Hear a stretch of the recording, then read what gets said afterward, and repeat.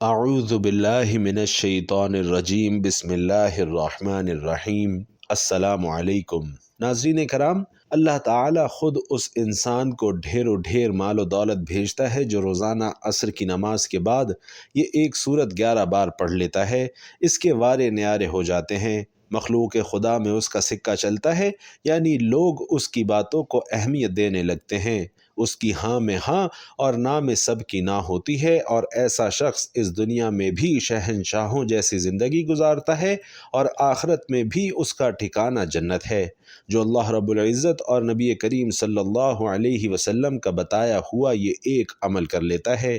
اس video میں آپ کو بتائیں گے کہ وہ کون سی صورت ہے جسے روزانہ عصر کی نماز کے بعد 11 بار پڑھنے سے اللہ سبحانہ و تعالی اپنے اس بندے سے خوش ہو جاتے ہیں، اور وہ کون سا عمل ہے کہ جس کو کرنے سے انسان دنیا اور آخرت میں امیر کبیر غنی اور دولت سے مالا مال ہو جاتا ہے۔ ناظرین کرام، یوں تو قرآن پاک میں نازل کی گئی ہر ایک صورت، بلکہ ہر ایک آیت، ہر ایک لفظ، ہر ایک حرف اللہ سبحانہ و تعالی کی عظمت اور بزرگی کا اعلان کر رہا ہے، لیکن ایک ایسی مبارک صورت ہے جو کہ اللہ نے خاص غریبوں کو نوازنے کے لیے قرآن پاک میں نازل فرمائی ہے۔ جو بھی ہر روز اس سورت کو نماز عصر کے بعد 11 بار پڑھنے کا اپنا معمول بنا لیتا ہے تو چند ہی دنوں میں وہ امیر سے امیر تر ہوتا جاتا ہے۔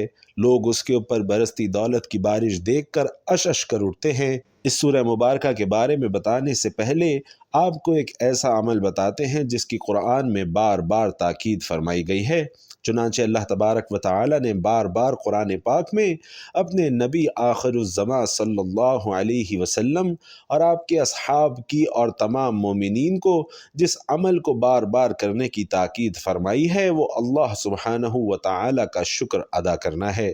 سورۃ البقرہ میں ارشاد ربانی ہے، پس تم میرا ذکر کرو میں تمہیں یاد رکھوں گا، اور میرا شکر ادا کرو اور ناشکری نہ کرو۔ سورہ ابراہیم میں فرمایا، اور جب تمہارے رب نے اعلان کیا کہ اگر تم شکر کرو گے تو میں تمہیں اور زیادہ دوں گا، اور اگر تم ناشکری کرو گے تو یقیناً میرا عذاب بہت سخت ہے۔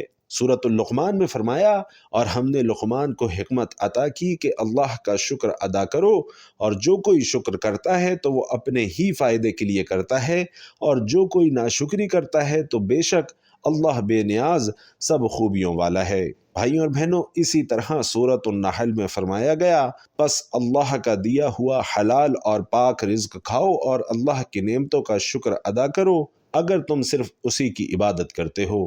سورۃ الدہر میں فرمایا، اور ہم نے اسے راستہ دکھا دیا، خواہ وہ شکر گزار بنے یا ناشکرہ بنے۔ بھائیوں اور بہنوں، یہ تمام اور اسی طرح کی بہت سی آیات شکر گزاری کی اہمیت اور ناشکری سے بچنے کی تلقین کرتی ہیں اور ہمیں یاد دلاتی ہیں کہ شکر کرنا اللہ کی عطا کی قدر کرنے کا ایک بہترین طریقہ ہے، اور شکر ادا کرنا ہی وہ عمل ہے جس کے سبب اللہ سبحانہ و تعالی انسان کو زیادہ سے زیادہ عطا فرماتا ہے۔ اس حوالے سے حضرت موسیٰ علیہ السلام کا ایک واقعہ بڑا ہی مشہور ہے۔ حضرت موسیٰ علیہ السلام کوہ طور پر اللہ سے ہم کلام ہونے روانہ ہوئے تو راستے میں ایک شخص سے ملاقات ہوئی۔ اللہ نے اس کو رزق کی خاصی فراوانی عطا کر رکھی تھی۔ اس نے حضرت موسیٰ سے عرض کی کہ اے رسول خدا، میرے رب سے ذرا میرے متعلق دریافت کیجئے گا کہ میرے لیے کیا حکم ہے۔ میرے پاس اتنا رزق ہے کہ سنبھالے نہیں سنبھل رہا۔ موسیٰ علیہ السلام ذرا آگے روانہ ہوئے تو ایک اور شخص کو دیکھا جس نے ریت سے اپنے جسم کو ڈھانپ رکھا تھا۔ اس نے حضرت موسیٰ علیہ السلام سے کہا، اے کلیم اللہ، میرے رب سے میری کیفیت عرض کیجئے گا۔ حضرت موسیٰ علیہ السلام کوہ طور پر پہنچے اور پہلے والے آدمی کے متعلق دریافت کیا تو اللہ نے جواب دیا کہ اسے کہو ہماری ناشکری کرے۔ جب دوسرے کے متعلق پوچھا تو فرمایا، اسے کہو کہ ہمارا شکر گزار بن جائے۔ موسیٰ علیہ السلام نے واپس ہوتے ہوئے پہلے والے آدمی سے کہا کہ اللہ فرماتے ہیں کہ تم میری ناشکری کرو، تمہارے رزق میں کمی واقع ہو جائے گی۔ اس نے آنکھوں میں آنسو بھرتے ہوئے کہا، اے موسیٰ، میں اتنا کچھ دینے والے رب کا ناشکرہ بندہ نہیں بن سکتا۔ آپ آگے چلے اور دوسرے آدمی سے مل کر کہا کہ اللہ فرماتے ہیں کہ اس کا شکر ادا کرو تو وہ تمہیں اور زیادہ دے گا۔ تو ناظرین اس نے انتہائی مایوسی سے جواب دیا کہ میں کس بات کا شکر ادا کروں، میرے پاس ایسا ہے ہی کیا جس پر شکر ادا کیا جائے۔ ناظرین ابھی اس کی بات مکمل بھی نہیں ہوئی تھی کہ ہوا چلی اور جسم پر سے ریت بھی اڑ گئی اور وہ برہنہ ہو گیا۔ ناظرین محترم، اللہ سبحانہ و تعالی نے صحابہ کرام اور اہل ایمان کو یہ حکم دیا کہ دشمنوں کو نیست و نابود کر کے اللہ نے ان پر اپنا فضل اور کرم فرمایا ہے، لہٰذا اللہ کے اس فضل کو یاد کرو اور اللہ کا شکر ادا کرتے رہا کرو، جیسا کہ ارشاد باری تعالی ہے کہ اے ایمان والو، اللہ کے اس احسان کو یاد رکھو جب کفار کے لشکر تم پر چڑھائے تھے تو ہم نے آندھی اور ایسے لشکر بھیج دیے جو تمہیں نظر نہ آتے تھے، اور جو کچھ تم کر رہے تھے اللہ اسے بھی خوب دیکھ رہا تھا۔ چنانچہ ابن کثیر رحمۃ اللہ علیہ کہتے ہیں کہ اس آیت میں اللہ تبارک و تعالی نے اپنی نعمت، فضل اور بندوں پر ہونے والے احسان کے بارے میں بتلایا ہے کہ اللہ سبحانہ و تعالی نے دشمنوں کو نامراد لوٹایا اور انہیں شکست سے دوچار کیا۔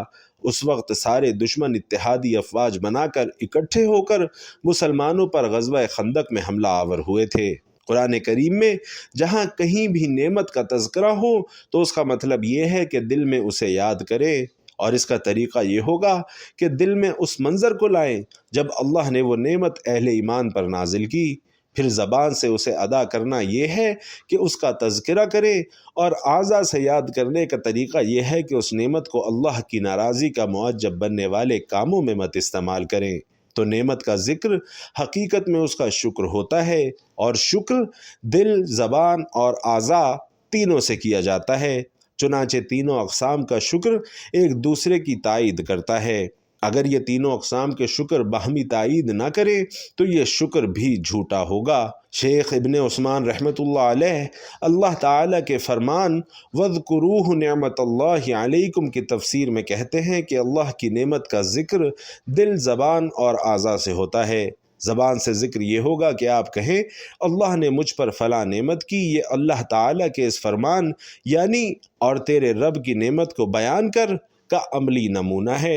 لہٰذا اللہ تعالیٰ کی نعمت کا تذکرہ کرتے ہوئے اللہ کی حمد و ثنا بیان کریں اور کہیں یا اللہ تیرا شکر ہے کہ تو نے مجھے دولت یا اہلیہ یا اولاد وغیرہ عطا کی ہے۔ دل سے ذکر کا مطلب یہ ہے کہ آپ دل میں اسے یاد کریں اور اللہ کی اس نعمت کا اعتراف کریں۔ اعضاء سے ذکر کا مطلب یہ ہے کہ آپ اس نعمت کو استعمال کرتے ہوئے اللہ تعالیٰ کی اطاعت بجا لائیں اور آپ پر اللہ تعالیٰ کی اس نعمت کا اثر بھی نظر آئے۔ علامہ حروی رحمۃ اللہ علیہ کہتے ہیں کہ شکر کے 3 مراحل ہیں: نعمت پہچانیں، پھر قبول کریں اور پھر نعمت کنندہ کی ثنا بیان کریں۔ ابن قیم رحمۃ اللہ علیہ علامہ حروی کی گفتگو کی تشریح بیان کرتے ہوئے کہتے ہیں کہ نعمت کی پہچان اس طرح ہوگی کہ ذہن میں اسے لائیں، نعمت کا مشاہدہ کریں اور اسے دوسری چیزوں سے ممتاز کریں۔ تو پہچان کا مطلب یہ ہے کہ ذہنی طور پر اسے حاضر کریں، قبول کریں یعنی نعمت کنندہ ذات سے نعمت وصول کریں، اس کے لیے اللہ تعالیٰ کے سامنے اظہار ناتوانی کریں، اپنی غربت اور ضرورت اللہ کے سامنے رکھیں اور تسلیم کریں کہ یہ نعمت اللہ کی طرف سے محض فضل ہے، وہ اس کا مستحق کبھی تھا ہی نہیں، نہ ہی اس نعمت کے حصول کے لیے اسے کوئی قیمت خرچ کرنی پڑی ہے، بلکہ اس سارے معاملے میں انسان اپنے آپ کو طفیلی شادی بیاہ کی تقریبات کے بن بلائے مہمان کی طرح جو چپکے سے کھانے میں شامل ہو جاتے ہیں اس طرح سمجھے۔ اس شخص کو اپنے آپ کو سارے معاملے میں مفت کا موجی سمجھنا اس نعمت کے حقیقی طور پر قبول کرنے کی علامت ہے، اور نعمت کنندہ کی ثنا بیان کرنے سے مراد ہے یعنی جس نے تمہیں نعمت سے نوازا ہے اس کی تعریف کریں اور ثنا بیان کریں۔ نعمت سے متعلقہ تعریف اور ثنا بھی 2 قسم کی ہیں، عام اور خاص۔ عام یہ ہے کہ نعمت کنندہ ذات کے جود و کرم سے متصف ہوں، اسے کامل محسن اور خیر خواہ سمجھیں، اسے وسیع پیمانے پر عنایت کرنے والا سمجھیں۔ جبکہ خاص یہ ہے کہ اللہ تعالیٰ کی طرف سے ملی ہوئی نعمت کا زبان سے تذکرہ کریں اور بتائیں کہ یہ نعمت اللہ کی طرف سے حاصل ہوئی ہے، جیسا کہ اللہ کا فرمان ہے اور اپنے رب کی نعمت کا تذکرہ کر۔ ناظرین، اس آیت کریمہ میں نعمت کا تذکرہ کرنے کا حکم دیا گیا ہے تو اس کے بارے میں 2 اقوال ہیں۔ پہلا قول کہ ہر قسم کی نعمت کا زبان سے تذکرہ کریں اور لوگوں کو اس نعمت کے ملنے کے متعلق بتائیں۔ اس میں انسان کا یہ کہنا بھی شامل ہے کہ اللہ نے مجھ پر فلاں فلاں نعمتیں کی ہیں۔ مقاتل رحمۃ اللہ علیہ کہتے ہیں کہ اس آیت کا مطلب یہ ہے کہ اس صورت میں اللہ کی جن جن نعمتوں کا ذکر ہے ان نعمتوں کا شکر کریں کہ اللہ نے یتیمی سے نکالا، حق کی جستجو میں رہنمائی فرمائی اور غربت کے بعد تونگری عطا کی۔ اللہ تعالیٰ کی نعمت کا تذکرہ کرنا بھی دراصل شکر ہے، جیسا کہ سیدنا جابر رضی اللہ تعالی عنہ سے منقول ہے کہ جس کسی کے ساتھ نیکی کی جائے تو وہ اس کا بدلہ چکا دے، اور اگر بدلہ چکانے کا کوئی ذریعہ نہ ہو تو تعریفی کلمات ہی کہہ دے، کیونکہ تعریفی کلمات کہنے سے اس کا شکریہ ادا ہو جائے گا، اور اگر اس کی نیکی چھپائے تو یہ کفران نعمت ہے۔ اور جو کسی ایسی خوبی کا دعوے دار بنے جو اس میں ہے ہی نہیں تو وہ بہروپیے جیسا ہے۔ ناظرین، اس حدیث میں لوگوں کی 3 قسمیں بیان فرمائی گئی ہیں: نعمت کا شکر ادا کرنے والا اور نعمت پر تعریفی کلمات کہنے والا، نعمت کا انکار کرنے والا اور نعمت کو چھپانے والا، حصول نعمت کا جھوٹا مدعی حالانکہ اس میں وہ خوبی پائی ہی نہیں جاتی، اسی کو بہروپیے سے تعبیر کیا گیا ہے۔ ایک اور مرفوع اثر میں ہے کہ جو تھوڑی چیز کا شکر نہیں کرتا وہ زیادہ کا بھی نہیں کرتا، اور جو لوگوں کا شکریہ ادا نہیں کرتا وہ اللہ کا شکریہ بھی ادا نہیں کرتا۔ اللہ کی نعمت کا تذکرہ کرنا بھی ناظرین شکر ہے، اور تذکرہ نہ کرنا کفران نعمت ہے، اجتماعیت رحمت ہے اور فرقہ واریت عذاب ہے۔ روایت کو عبداللہ بن احمد نے بیان کیا ہے اور البانی رحمۃ اللہ علیہ نے اسے حسن قرار دیا ہے۔ اور دوسرا موقف یہ ہے کہ اس صورت کے آخر میں ذکر کی گئی نعمتوں کا تذکرہ کریں جس کا تذکرہ پہلے گزر چکا ہے، کہ دعوت اللہ کا فریضہ ادا کریں، اللہ کا پیغام لوگوں تک پہنچائیں اور امت کو تعلیم دیں۔ مجاہد رحمۃ اللہ علیہ کہتے ہیں کہ اس سے مراد نبوت ہے۔ اس سے مراد یہ ہے کہ آپ کو جو پیغام رسالت دیا گیا ہے اسے آگے پہنچائیں، اور جو اللہ نے آپ کو نبوت دی ہے اسے آگے بیان کریں۔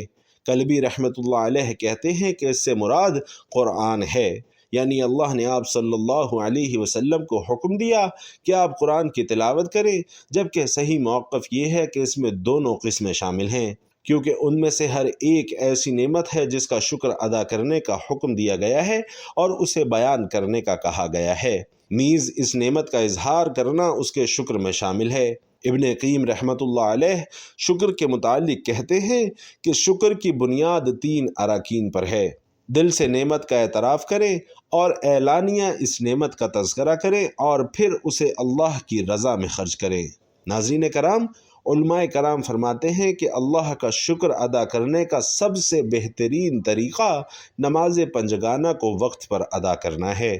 نماز ایسی عبادت ہے کہ جس میں انسان کا دل، دماغ اور اس کا پورا جسم ایک ساتھ مل کر اللہ کا شکر ادا کرتے ہیں۔ جب ایک انسان باوضو حالت میں مصلی پر کھڑے ہو کر نماز ادا کرتا ہے تو اس کا ذہن اللہ کی وحدانیت اور بزرگی کو تسلیم کرتے ہوئے اللہ کے سامنے اس کی بارگاہ میں انسان کو لا کھڑا کرتا ہے۔ پھر انسان اپنے پورے وجود سے ہمتن گوش ہو کر زبان سے اللہ کی حمد و ثنا بیان کرتا ہے، اور اس حمد و ثنا کے دوران ہاتھ، پاؤں، بازو، ٹانگیں، الغرض جسم کا ایک ایک حصہ اللہ کے حضور ہمتن گوش ہو کر اللہ کی تسبیح کو بیان کرتا ہے اور شکر ادا کرتا ہے۔ لہٰذا نماز پنجگانہ کی ادائیگی کرنے والا کبھی مایوس اور نا امید نہیں رہتا۔ بھائیوں اور بہنوں، پورا کا پورا قرآن اللہ کا عظیم شاہکار ہے اور اس کا ایک ایک حرف بنی نوع انسان کے لیے بیش بہا خزانہ ہے۔ قرآن پاک کی ہر ایک سورت بیش بہا اور قیمتی موتی ہے، اور ہر ایک سورت بیش بہا زیور کی مانند ہے، جبکہ پورا قرآن اس صندوق کی طرح ہے جس کے اندر طرح طرح کے بیش بہا قیمتی جواہرات اور زیورات بھرے ہوئے ہیں۔ ان قیمتی جواہرات سے وہی لوگ مستفید ہوتے ہیں جو ہر روز قرآن شریف کو کھولتے ہیں اور اس کی تلاوت کا شرف حاصل کرتے ہیں۔ ناظرین محترم، قرآن پاک کی ایک ایسی مبارک سورت کہ جسے روزانہ نماز عصر کے بعد 11 مرتبہ پڑھنے والا کبھی مایوس اور نامراد نہیں ہوتا۔ دنیا جہان کی دولتیں ایسے انسان پر عاشق ہو جاتی ہیں جو ہر روز یہ سورہ مبارکہ پڑھتا ہے۔ ایسے انسان کا کوئی کام رکاوٹ اور بندش کا شکار نہیں ہوتا۔ ایسے انسان کو کبھی مال و دولت کی کمی نہیں ہوتی جو ہر روز نماز عصر کے بعد یہ ایک سورہ مبارکہ پڑھتا ہے، اور جان لیجئے کہ وہ عظیم الشان سورہ مبارکہ سورۃ المزمل ہے۔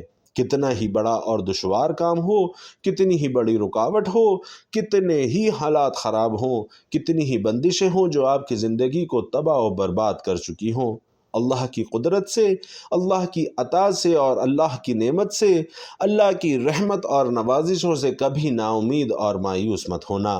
روزانہ سورۃ المزمل کو نماز عصر کے بعد 11 مرتبہ اس طریقے سے پڑھنا کہ سب سے پہلے عصر کے 4 فرض ادا کر لیں، اس کے بعد ایک بار آیت الکرسی پڑھنے کے بعد درود پاک پڑھ لیں۔ درود شریف کے بعد تعوذ اور تسمیہ یعنی اعوذ باللہ من الشیطان الرجیم بسم اللہ الرحمن الرحیم پوری پڑھ کر اپنے مقصد کی نیت کر لیں۔ جو بھی آپ کا مقصد ہو، جو بھی آپ کی حاجت ہو، اس کی نیت کر لیں۔ آپ شاندار قسم کا نیا گھر چاہتے ہیں، نئی گاڑی خریدنا چاہتے ہیں، اس کی نیت کر لیں۔ اگر کوئی بڑی رقم درکار ہے، اس کی نیت کر لیں۔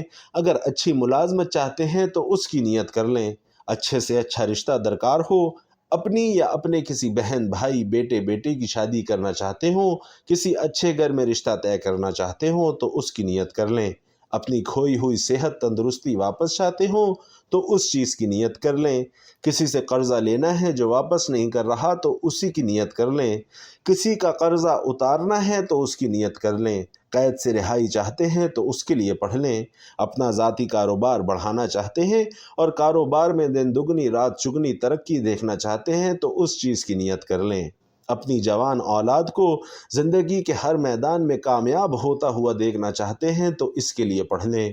الغرض کیسا ہی بڑا مقصد ہو اور کیسی ہی بڑی سے بڑی حاجت ہو، اس کی نیت خلوص دل سے کرنے کے بعد آپ نے 11 بار سورۃ المزمل کی تلاوت کرنی ہے۔ اس کے بعد پھر سے درود پاک اتنی ہی تعداد میں پڑھ لینا ہے جتنی تعداد میں عمل سے پہلے پڑھا تھا۔ یہ عمل مکمل ہونے کے بعد آپ اللہ کے حضور اپنے دونوں ہاتھوں کو بلند کر کے اپنے دل کی تمام حسرتیں اس کے آگے کھول کر بچھا دیں۔ بے شک اللہ سبحانہ و تعالی ہم سے بھی بہتر ہماری حاجات کو جانتا ہے، لیکن دعا کرنا حکم بھی ہے، سنت بھی ہے، اللہ کی رضا بھی ہے۔ کہتے ہیں کہ اللہ دعا کی توفیق انہی لوگوں کو بخشتا ہے جنہیں وہ ان کی منہ مانگے مرادیں عطا فرمانا چاہتا ہے، ورنہ ہر کسی غیرے کو اللہ اپنے سامنے ہاتھ اٹھانے کی توفیق بھی نہیں دیتا۔ لہٰذا نہایت خشوع و خضوع کے ساتھ اللہ کی بارگاہ میں دعا اور التجا کرنے کا اپنا معمول بنا لیجئے۔ کبھی کسی کے سامنے انشاءاللہ ہاتھ نہیں پھیلانے پڑیں گے۔ اللہ تبارک و تعالی سے دست ادب دعا ہے کہ تمام حاجت مندوں کی حاجتوں کو اور ضرورت مندوں کی ضرورتوں کو اپنے فضل سے اور اپنے کرم سے اپنی عطا سے پورا فرما دے۔ نیکی کی بات کو سننے سمجھنے اور اس پر عمل کرنے کی طاقت اور توفیق ہم سب کو مرحمت فرما دے، آمین یا رب العالمین۔ ناظرین، آخر میں آپ سے گزارش ہے کہ کمنٹ باکس میں اللہ تعالیٰ کے 99 ناموں میں سے کوئی بھی ایک نام لکھ کر ضرور شیئر کیجیے گا۔ اللہ تعالیٰ ہم سب کا حامی و ناصر ہو، آمین۔ السلام علیکم ورحمۃ اللہ۔